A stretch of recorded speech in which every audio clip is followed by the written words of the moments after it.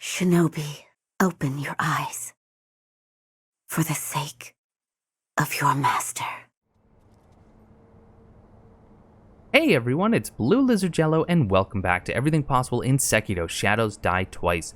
Last time, we ran further into the Hirata state. We took out a Shinobi hunter. We also took out a purple-clad Shinobi that we will be learning more about in the distant future because they do play a rather significant role in the overall story. But we also ran into our father, also known as Owl, who gave us the hidden temple key and told us to retrieve the young master. And that's what we're going to work on doing today. Let's go to the idol. We're going to head to the Hirata Estate main hall. As for my setup, I am going to change out just a little bit. I'm going to get rid of my Gachin sugar and replace it with some oil. And the Mist Raven we won't be using just yet, so I'll switch that for the Flame Vent. Now this next area has a number of enemies, some of which are on patrol, some are on lookout, and it's going to be a little bit difficult to take them out in true stealth fashion. So instead, I'm going to take some out in stealth, and then others we're just going to face in hand-to-hand combat. My goal right now, though, is see this patrol coming at me, one with an axe, one with a bow. That is my first target. We will take those out with stealth, hopefully, and then the others we can just dispatch as we need. The biggest concerns are the people wielding the axe, and of course the archers, because my goodness, their vision is something to behold.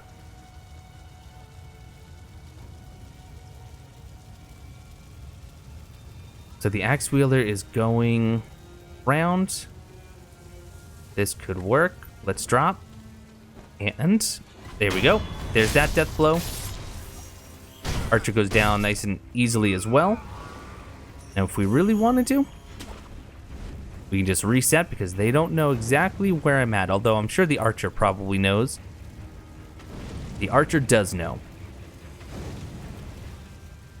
So a few options. We could wait it out to make sure that they lose me completely. If I run around the rooftops, they will see me. But he is searching for me now. We may actually give him just a moment to get a little bit closer. I'm not worried about the torch wielders. They are rather simple to take out, and the archer is as well, as long as I can get up to him. But there are two more enemies that are going to be patrolling inside of those buildings. Archer's almost close enough.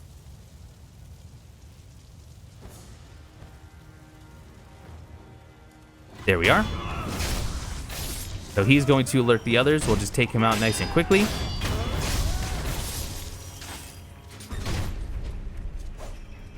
And you as well.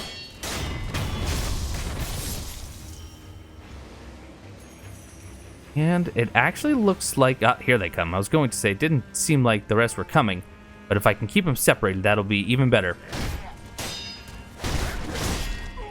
Good. That worked. Now we just need to worry about deflecting the axe.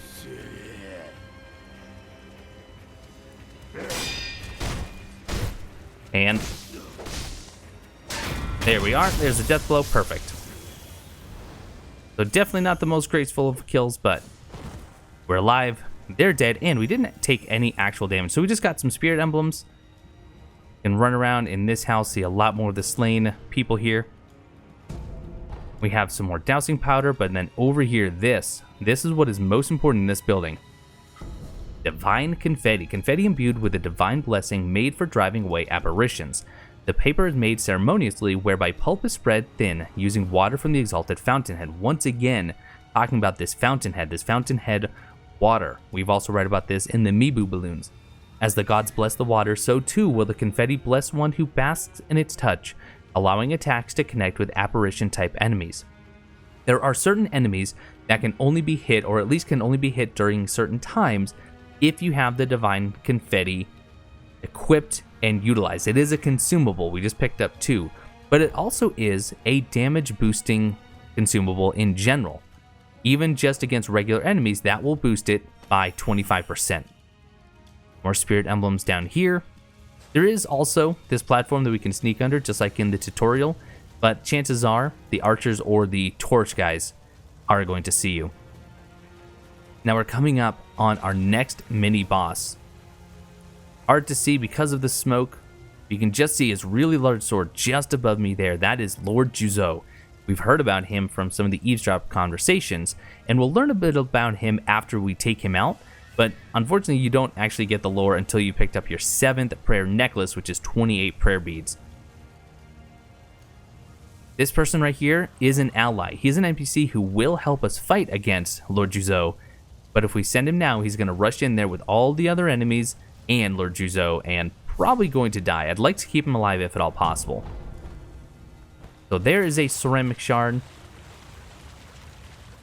You can run around the back here, but unfortunately there's just nothing back here. You can run around, you can do everything you want, but there's just no items, so it's not worth it. Instead, what I'm going to do, peek around the corner, especially since they just gave me a ceramic shard, we'll get his attention.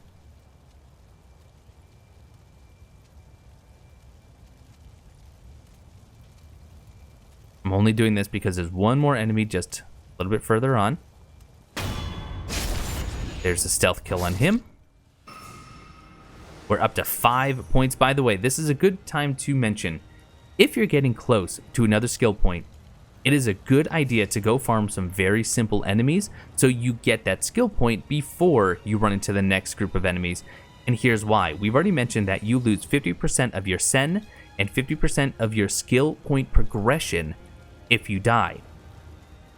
If you have a skill point, you don't lose those skill points, only the progression towards the next one. So at this point, I'm rather safe, at least skill point wise, because I just got a new one. Problem is, I have 2100 sen on me, you can see in the bottom right hand corner. I will lose half of that if I truly die. All that being said, really good idea to farm till you get your next skill point, or go pick up some coin purses at the very least so you don't lose 50% of your sen.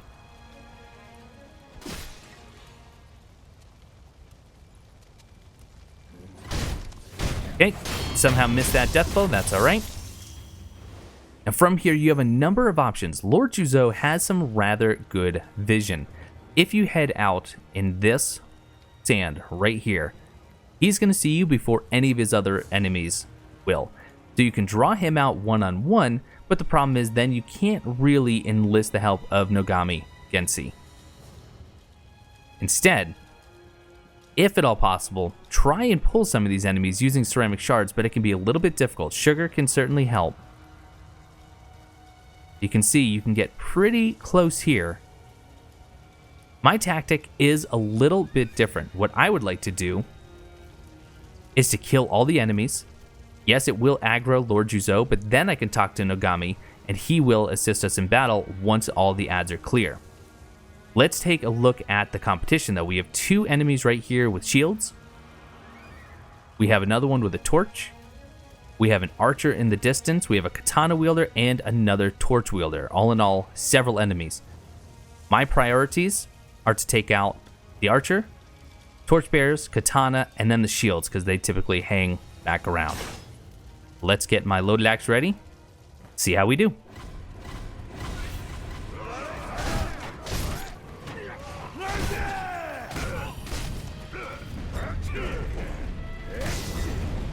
Not great. This is not going well so far. Using those iframes though, perfect. Let's just run around from Juzou.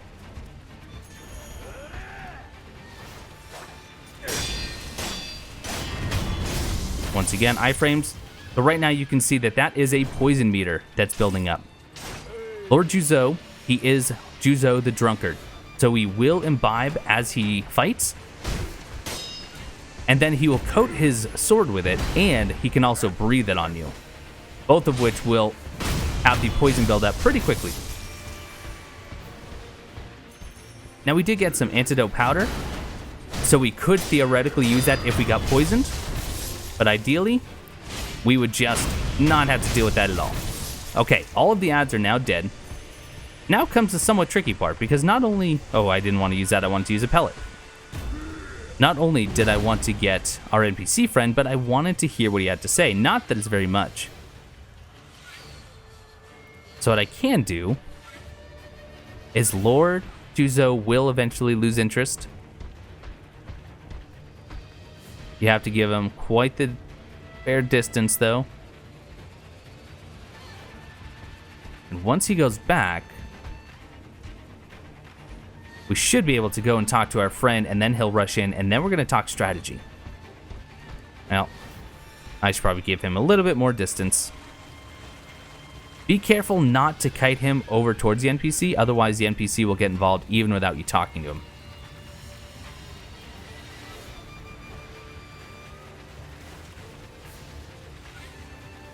Let's just watch from a distance. You can see his health bar has now gone away. But if we go a little bit too quickly, he still will come back and aggro on us. But now's a good time to talk about strategy. Nogami is going to do a really good job at distracting him, but he doesn't have a lot of health. And like I said, I want to keep him alive if at all possible. Lord Juzou is really weak to fire. And fortunately, we have our flame vent, and we also have oil. If we can hit him with oil, a single blast from the flame vent will set him on fire. He will take damage from that, and he'll be stunned for a good while we get 4, if not even 5 hits. At that point, it's just a matter of deflecting his attacks, watching out for his grab attack, and watching out for a perilous attack, which is a sweep, which would allow us to jump over him. All the while, we want to make sure that we are taking care of our good friend here as much as possible. Let's see if we can get this conversation. You've done well to come this far. For a rogue, you are a worthy shinobi. Hurry up the conversation. To protect the young lord, Lord Kuro, Lord Ishii. Hear me! Well, we got most of it. So we got Nogami Genzai. There's the fire. And watch the poison. There's the sweep.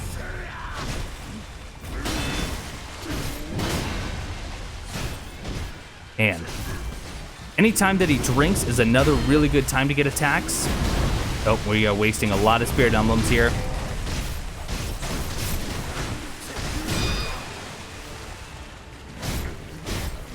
His health is really low though, so we should be able to get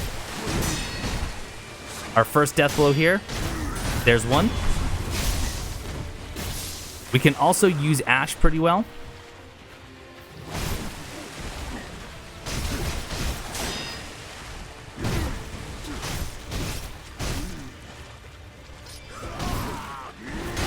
You can see Nogami's not doing great.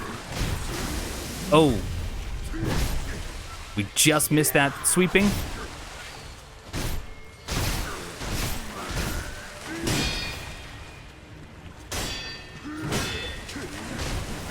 And even that palm strike, you can deflect it.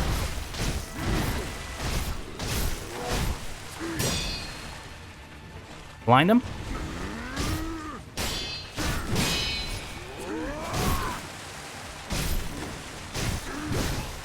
Careful now.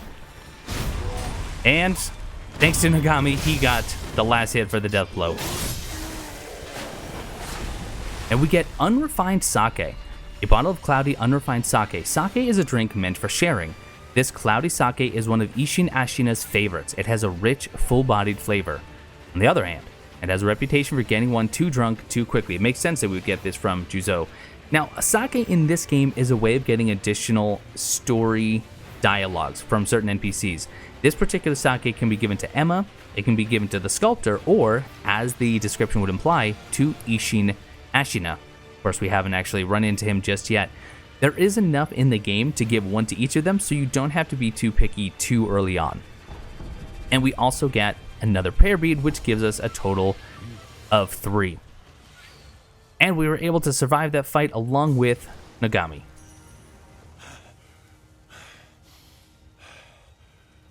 That fight was hard on this old body. Go on ahead. At this point, if you really want to get just a little bit of extra sen and be a terrible person, you can attack him, and you can kill him. Another neat little Easter egg, and I'm sorry I haven't been able to reproduce this, but if he gets poisoned in the fight with Lord Juzou, but he survives the fight, his health will continue to tick down, and then when it gets very low, you actually get the option to perform a death blow, and it's essentially a mercy killing. He doesn't thank you, but he gives you a different dialogue than if you were to attack him now. If you attack him now, he basically calls you a traitor, and, well, that's not us. Sekiro is not a traitor. So that is the mini-boss. We have one more fight ahead, and If you thought that Lord Juzou was tough, just wait for the next one. So we have 2 more dowsing powders. We have a couple of pellets. There are some enemies in here. In fact, I might as well heal up because there is a Sculptor's Idol coming. Get the death blow on you. Now these guards, in my opinion, are meant to get your attention. They bring you down this hallway. They give you some oil, but an oil isn't a very good reward. But it also brings you to a dead end. And there's no indication that there's anything here other than this dead end with an item and 2 guards. But if you hug the wall at this painting, it leads to a secret area. This is similar to that door that we saw in the dilapidated temple that doesn't go anywhere right now because it is sealed. Here we have 2 more divine confetti, which is great. And then behind some of these paper walls, we have a chest. This is a very important chest, especially for us in our current position, because this is going to give us our 4th prayer bead, which in turn will give us our first prayer necklace at a Sculptor's Idol. A couple more pieces of loot here, another Mibu Balloon of Wealth, and a light coin purse, which is great. And at this point, we just need to backtrack and go back through that wall. And please forgive me because I always have a hard time finding it, even though I think I was just there.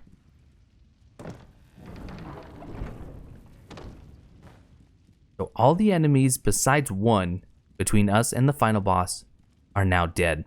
But you can see just the absolute bloodshed that has happened here. You can also hear a bit of crying.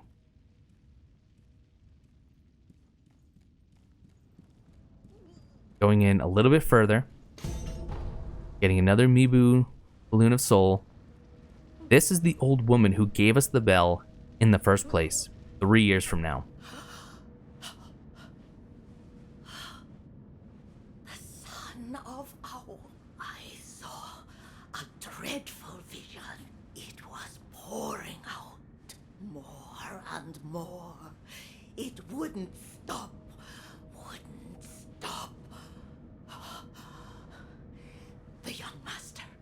The young master is deep in the mansion. My son, Inosuke, went to rescue him. So he's probably fine, but you never know. The young master might need you, Rogue Shinobi. Go to him, will you? Another mention of her son, Inosuke. So here is our Sculptor's Idol. We can now turn in 4 prayer beads, so we're going to enhance our physical attributes. And it becomes our first prayer necklace, loose prayer beads strung together and offering to a Sculptor's Idol. It increases maximum vitality and posture. The ferocity of Ashina's army is renowned throughout the nation. Its generals are especially talented, every one of them accomplished in the Ashina sword style. You can see we now have more health, we do have a bigger posture bar, and all is going to be wonderful. Now I'm going to rush ahead. There's one more enemy and Inosuke's up there, and then we are going to leave for just a moment so we can go and buy some of those coin purses. Do not want to lose all this sen. This enemy is probably the most often killed in Sekiro, for good reason.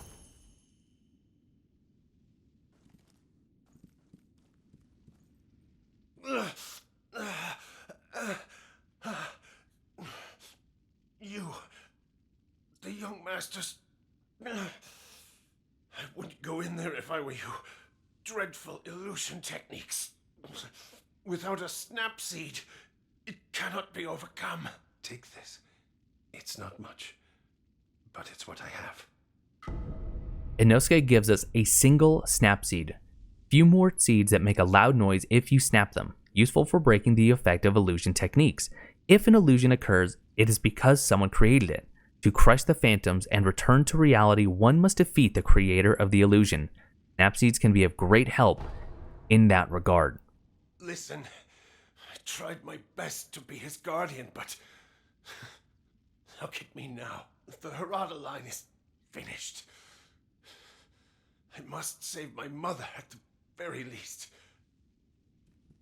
So Inosuke, while battered and beaten, He obviously survives this encounter because we run into him 3 years later, but do take notice of his eyes if I can get a good look at them.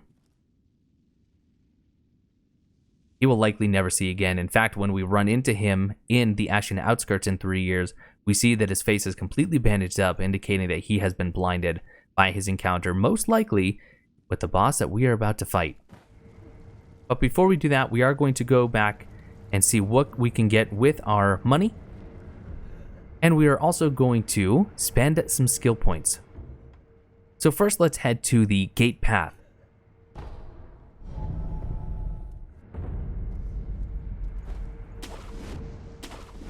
And from here, our goal is just to get over to the memorial mob. So I'm not too concerned about being spotted here. In fact, if we are careful, we can take that little shortcut. And then the mob is right up here. And let's spend a little bit of money. We're going to buy all 3 of these. It's not much, but it is something. That's 300 sen that we can protect ourselves with. We could buy some Ungo sugars. In fact, why not? We can also buy some antidote powders and some pellets. At least this way, I've spent some of my sen, and not all of it will go to waste if I pass on. We will just take the homeward idol. We're going to go back to the dilapidated temple.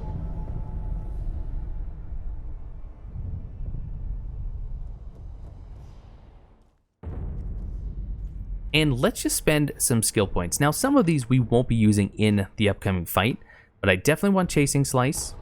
I also really like the grappling hook attack. That's going to be very important for someone coming up. Now, this right here, the Nightjar Slash, a lot of people are having a lot of fun with this attack, and I have had some pretty good successes with it as well. But as far as the boss that's coming up, that's not really going to be what we need. Now, the Shinobi's Karma, this is a latent skill, so this is always active. It's 2 skill points, and it only gives us a single more Spirit Emblem, but that can be pretty effective, especially if you're using shurikens. That's another shuriken. But the Suppressed Presence is a really good candidate because this just makes you harder to detect in general. And since we're being rather stealthy, I'll be picking that up. And then the Midair Deflection. So this one will allow us to deflect attacks that are in the air. Sometimes very beneficial, and I'll be picking that up. Right, so that is it. We're going to head back to the Hirata Audience Chamber where the final boss awaits, and the rest will be post-commentary because I want to be able to focus on the fight and provide some strategy and how to take out Lady Butterfly.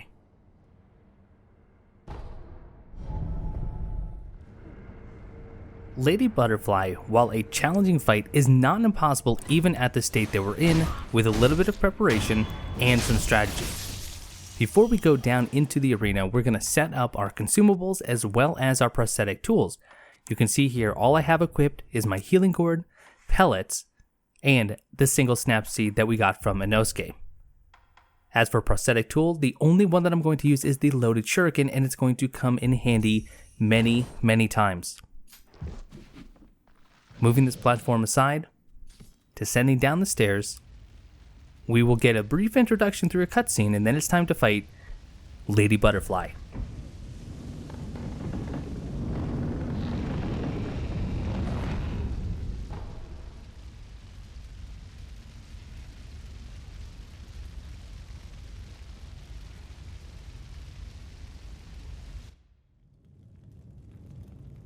Father?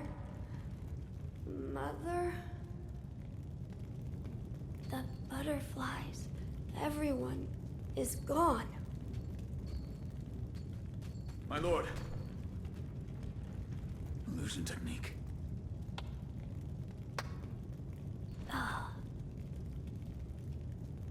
It's been a long time, son of Owl. Lady Butterfly.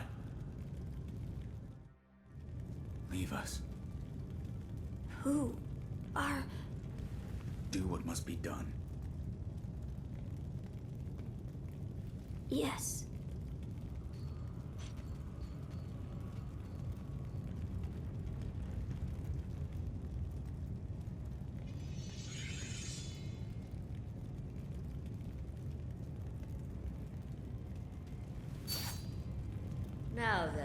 son of Owl. Shall we dance?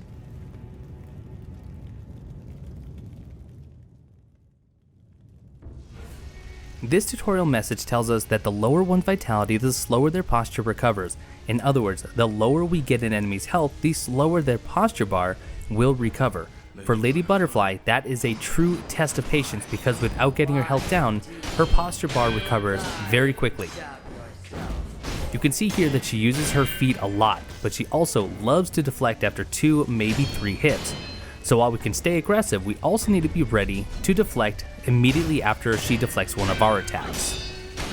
You can see there that when she jumps into the air, she may come down with a perilous attack that can be deflected with a shuriken, and it'll knock her down, allowing you to get at least 1 free hit. When she's in the air, she is either jumping towards you or she's sitting on these little guide wires. When she's on the wires, don't bother wasting a shuriken because it won't do you any good. After she deflects one of your attacks, if she does another spinning roundhouse kick, if you fail to deflect it or if you simply block it, then she will follow it up with a couple more attacks followed by this high leg slam. At that point, if you dodge it or you simply back up, it will allow you some more opportunities for free damage.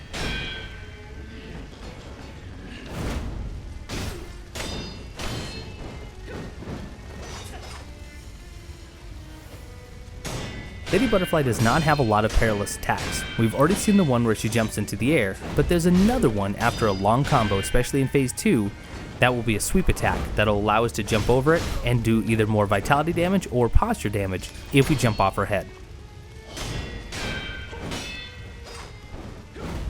We are nearly ready for phase 2. Using the shuriken to knock her out of the air is a great opportunity to get that posture bar filled and get the first death blow. Impressive, boy. At the start of phase 2, you can see her sitting on the statue's shoulder. This is a great opportunity to run up and automatically start getting attacks in.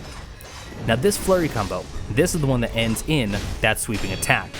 I choose to sprint away from it. It allows me to dodge her shurikens as well as her butterflies and get ready for the jump. Every so often, she will summon all of these illusions. Now we have this snap seed that we got from Inosuke, which would cause at least some of them to disappear. But as you can see, they do give you some experience and they can even give you some spirit emblems. So I think it's better just to kill a few of these. And then if you wish, there's another better opportunity to use the snap seeds, and I'll show that at a later encounter. At some point she'll snap again, which will cause all of these butterflies to appear, but simply sprinting around the perimeter of the room will make it so none of them hit you.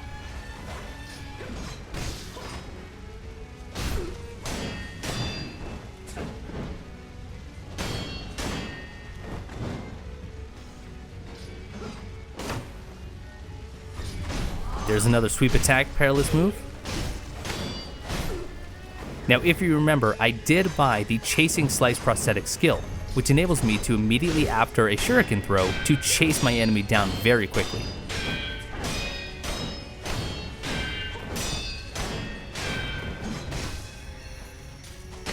What you can see is that aggression is really your best friend in the Lady Butterfly fight. 2, possibly 3 hits, just waiting for the deflection on her part, and they get ready for the deflection of her kick, or sometimes she'll jump back and throw shurikens, and sometimes she'll just jump over you. If she jumps over you, start running straight backwards because that's where she's headed. Here's the flurry attack yet again. There's the jump, great posture damage. We nearly have her, but the illusions are back, so at this point I am just going to stay safe. Pop a pellet for good measure.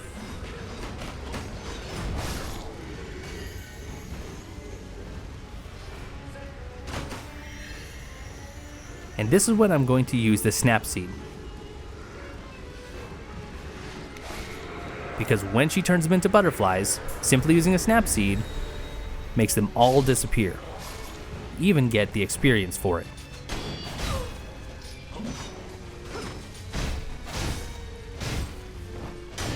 Another option is to use the Nightjar Slash combo. It's a skill that I showed earlier on in the video, but I chose not to buy it just yet. You can nearly stun lock her indefinitely using the Nightjar Slash combo. The way that it works is you do the Nightjar Slash combo, which is like the Whirlwind Slash, it's a combat art, then you do a single normal attack, and then you do the Nightjar Slash combo and you rinse and repeat. It works best if she's up against a wall, but sometimes she can still break out of it if she jumps over you.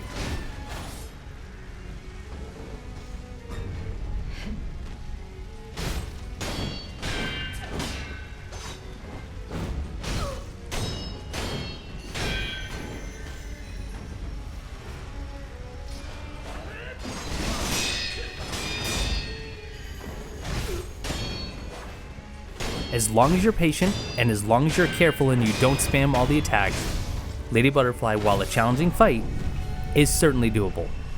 Lady Butterfly. Forgive me.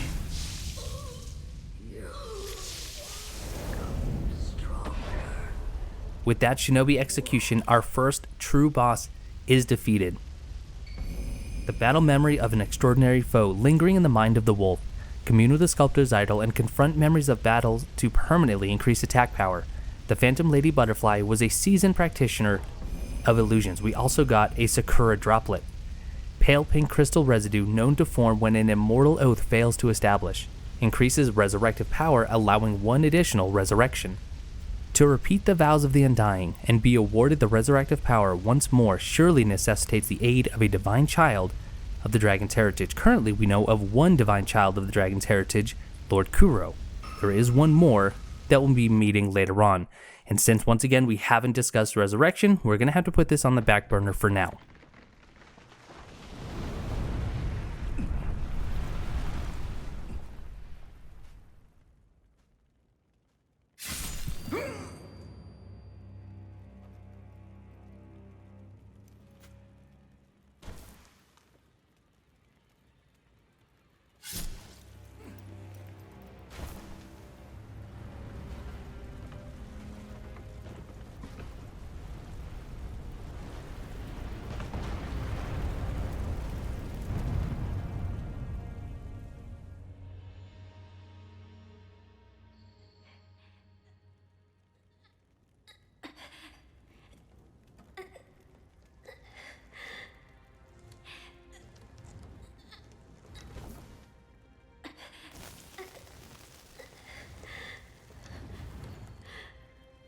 You fought bravely on my behalf.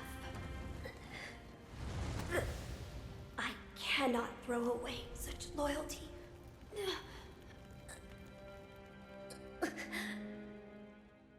Loyal wolf, take my blood and live again. And now we have an idea as to why Sekiro cannot remember that night. It's because we died. But apparently, thanks to Lord Kuro, the divine heir of the Dragon's Heritage, we are alive once again. But because of the battle with Lord Juzou, let's give the sculptor some unrefined sake. As though your old memories have been awakened. Yes, I saw the divine heir. I see. I won't say any more, and neither should you. All that you saw was yours alone. We're also given the opportunity to ask the sculptor what the Buddha showed him. Sculptor, what did that Buddha show you? Were you listening? Tell me. Flames. Flames. That is all I can see. It doesn't matter what offering I make. Flames, spreading as far as the eye can see, and consuming Ashina. That's... We're done here.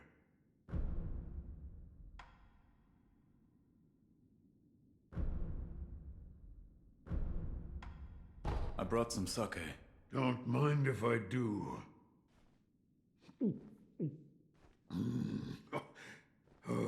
Is it not to your liking? No, it's damn good.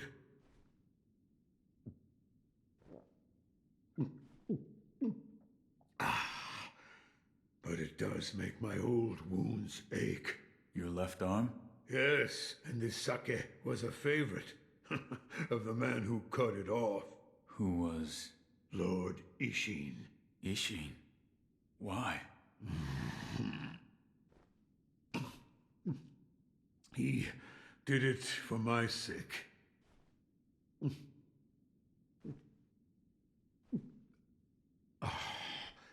I was on the verge of being consumed. Consumed by what? Shura.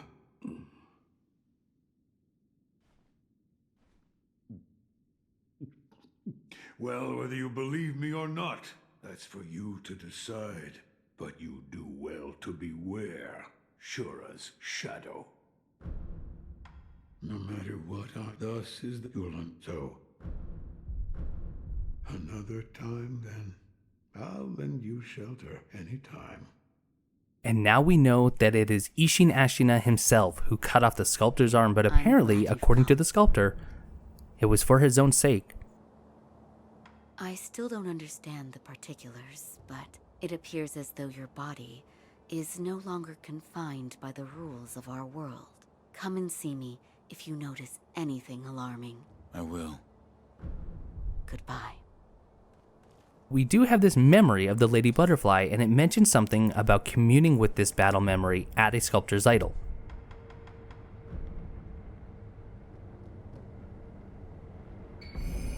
Although distant, recollection of such a memory provided sustenance for the wolf. The Phantom Lady Butterfly was appointed by the wolf's foster father as one of his mentors in shinobi techniques. These mentors employed strict methods. The cultivation of shinobi techniques can only be achieved in the midst of battle. So the reason that Lady Butterfly knew us is because Owl had appointed her as one of our teachers in order to learn the ways of the shinobi. But that is going to do it for this episode of Everything Possible in Sekiro: Shadows Die Twice. Next time we'll be heading back into the Ashina outskirts once more. If you learned something, please leave me a comment below and let me know what you learned. And if I missed something, or if you have your own theories, let me know that as well so we can all keep learning.